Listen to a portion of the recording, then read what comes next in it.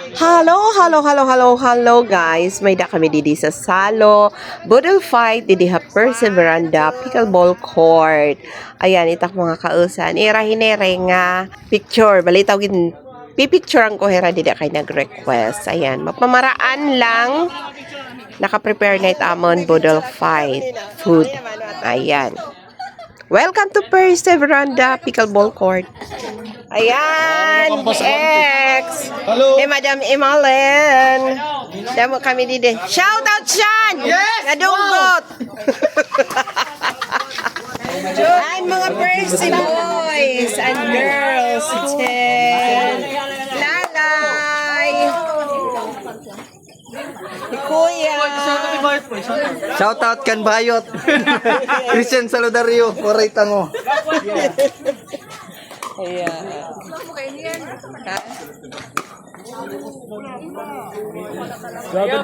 Yes, mga kasisi, ang iniit reflex light Perseveranda Pickleball Court kundiin dinhi kami nagtikang hampag aram pag-uyasan pickle ngandamo ng mga player hit kat balogan an nag-aram dinhi sa Perseveranda Court kasi ayan damo iya na dinit nag-uuyas sir atan usahi nga PWD player dako nga bulig ha iya pickleball nga dahit iya syempre kalugarin nga iya kalusugan.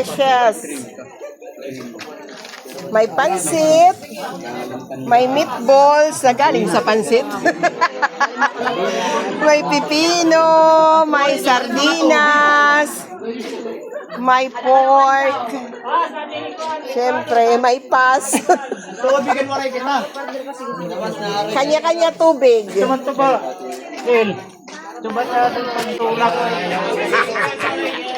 Ngan iniya na nga amon katitirok martesan gabi may ada kami gupi ka salo-salo nagkauro sa himpag chip in 100 pesos for Budol fight nga naging first year anniversary celebration na lahang Percy Pickleball Court kay late na nam nahibaruan nga 1 year na ngayon ini nga Pickleball Court pinaaging shared post sa amon na sa nga kauyag Ate Myra, shout out Ate Myra Tambor, warahiya maka-join kay bago nga abot ikang hanya travel.